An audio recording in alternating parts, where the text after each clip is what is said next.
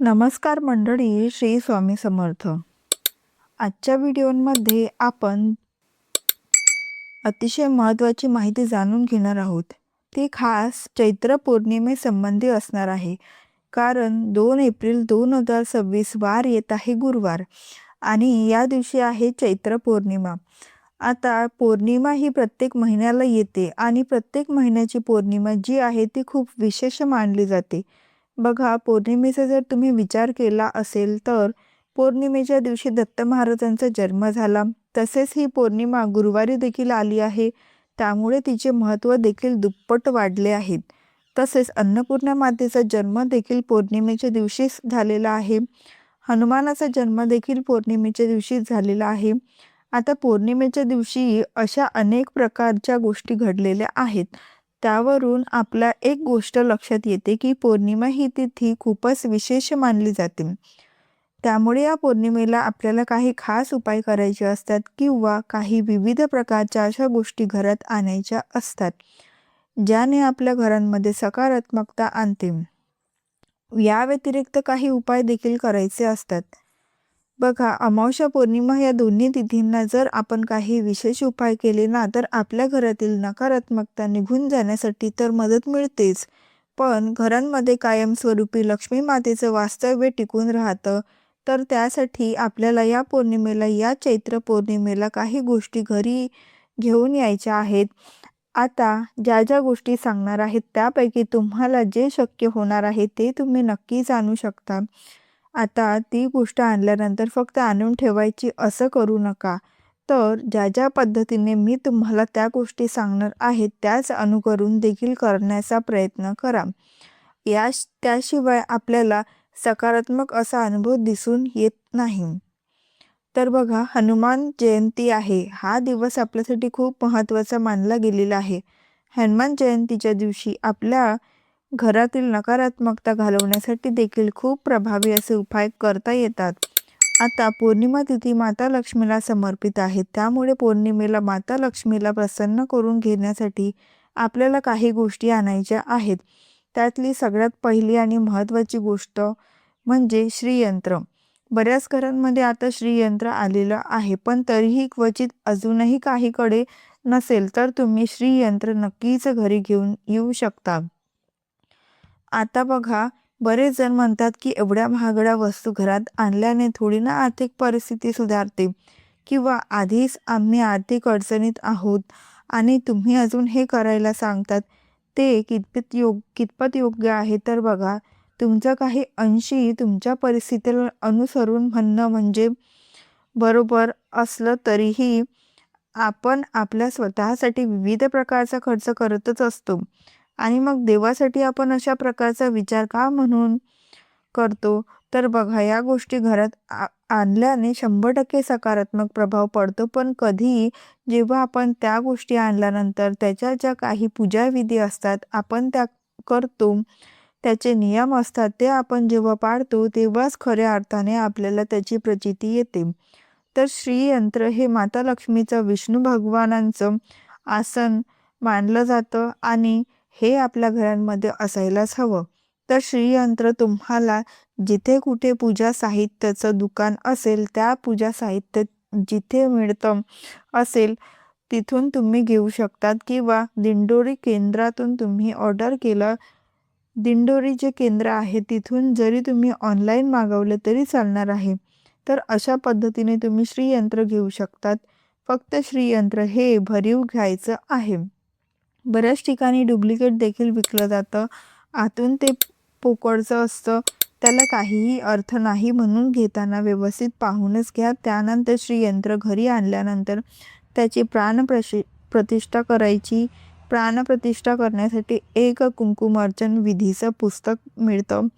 त्यामध्ये सगळी विधी दिलेली आहे. त्या पुस्तकाची किंमत फक्त 18 ते 19 रुपये आहे, फार जास्त नाही. पण त्या पद्धतीने तुम्हाला करता येईल. आणि त्यानंतर आपल्याला कुंकुमार्चन देखील कसं करायचं हे देखील त्यामध्ये सविस्तररित्या सांगितलेलं आहे. आता तुम्हाला जर पुस्तक कुठे मिळालं नाही तर तुम्ही आपल्या देखील चॅनलवर सर्च करू शकता कशा पद्धतीने ह्या गोष्टी करायच्या आहेत ते. आता त्यानंतरची जी दुसरी महत्त्वाची गोष्ट आहे ती म्हणजे काय तर शंख. शंख अजूनही जर तुमच्या देवघरांमध्ये नसेल तर शंखाची स्थापना देवघरांमध्ये लवकरात लवकर करा. कारण शंख लक्ष्मीचाच भाव आहे आणि आपण जेव्हा देवघरांमध्ये शंखाची स्थापना करतो तेव्हा माता लक्ष्मी प्रसन्न होतं असते. तुम्ही भगवान विष्णूंचा जरी फोटो बघितला तर त्यांच्या हातांमध्ये नेहमी तुम्हाला शंख दिसतो. म्हणूनच या शंखाला विशेष असं महत्त्व आहे. आणि हा शंख जेव्हा आपण घरात ठेवतो आणि दर गुरुवारी त्या शंखाच्या साहाय्याने भगवान विष्णूंना म्हणजेच आपल्या बाळकृष्णांच्या मूर्तीवर किंवा स्वामींच्या मूर्तीवर अभिषेक करतो ना, तेव्हा आपल्या आर्थिक अडचणी दूर सुटतातच. पण तशा पद्धतीने अभिषेक केल्यामुळे भगवान विष्णू प्रसन्न होतात आणि आपल्याला भरभरून आशीर्वाद देखील देतात. आता ह्या काही गोष्टी आज केल्या आणि उद्या लगेच काहीतरी आपल्या आयुष्यात खूप मोठा चमत्कार घडेल असं होत नाही. त्यामध्ये सातत्य असणं आणि सगळ्यात महत्त्वाचं म्हणजे विश्वास असणं तितकंच गरजेचं आहे.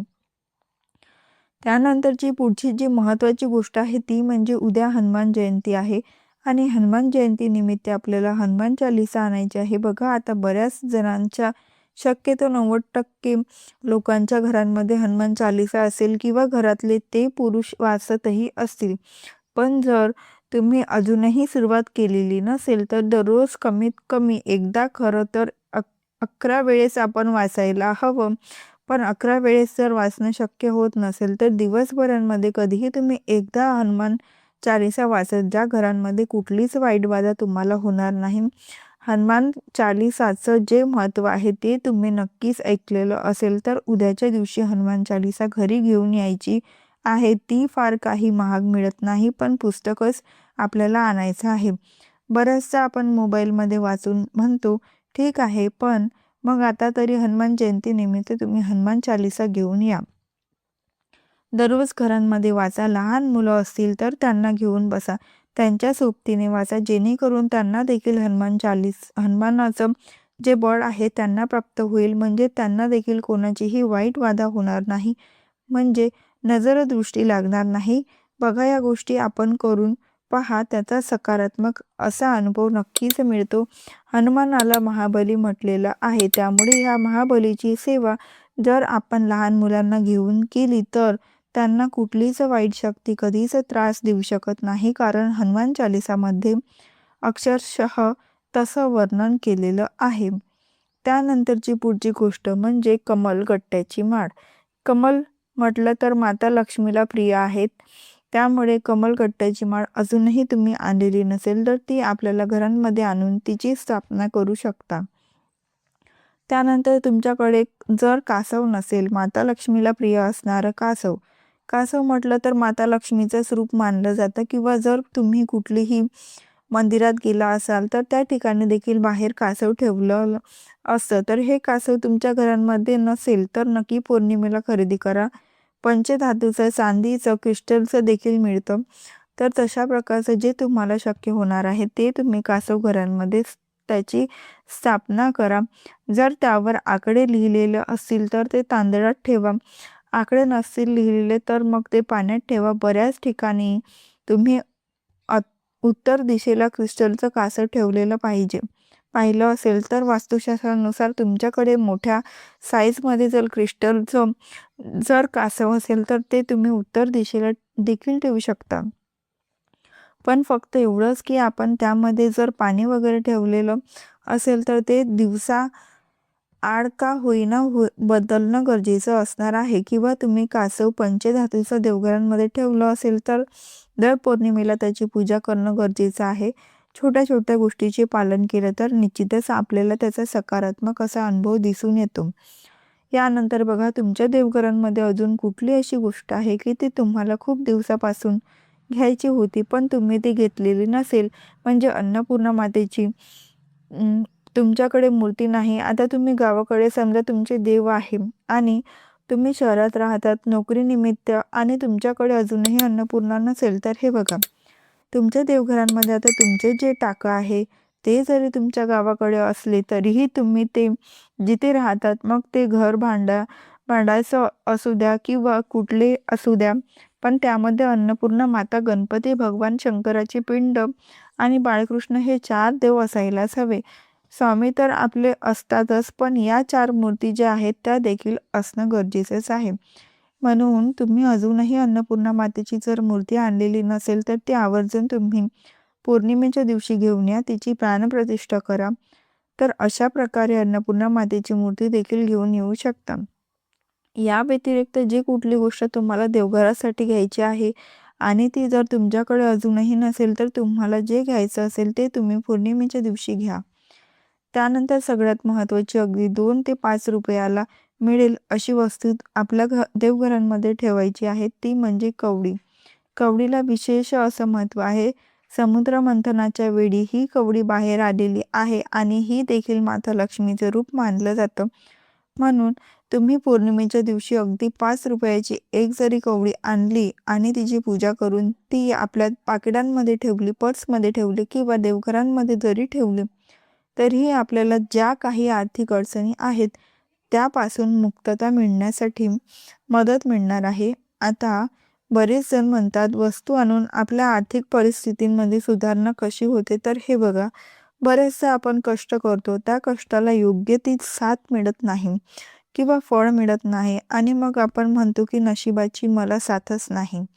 तर हे बघा, आपल्या पत्रिकेतील जे काही दोष आहे किंवा आपण जी सेवा करतो त्यामध्ये जर चुकून माकून काही गोष्टी अशा घडत असतील ज्या नको घडायला, तर ते जे दोष आहेत ते दूर करण्यासाठी आपण या सेवा जर केल्या किंवा या छोट्या छोट्या वस्तू जर देवघरांमध्ये ठेवल्या, त्याची विधिवत पद्धतीने पूजा अर्चा केली, विश्वासाने जर काही गोष्टी केल्या, तर निश्चितच त्याचा सकारात्मक असा अनुभव दिसून येतो. फक्त जर तुम्ही सुरुवातीलाच म्हणत असाल तर असं काही होत नाही, तर ते कधीच होणार नाही, हे या ठिकाणी लक्षात घ्या.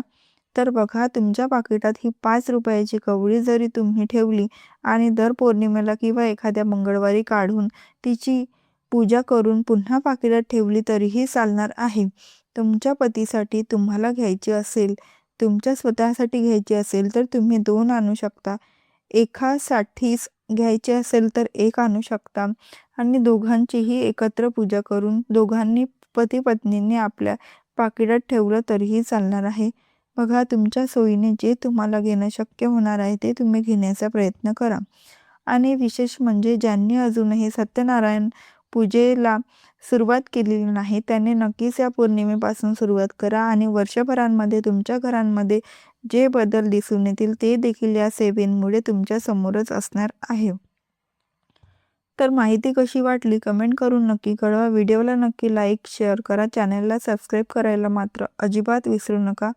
व्हिडिओ शेवटपर्यंत पाहिल्याबद्दल अगदी मनापासून तुमची खूप खूप आभारी आहे आणि हाईप देखील नक्की करत जा. धन्यवाद. श्री स्वामी समर्थ. जय जय स्वामी समर्थ.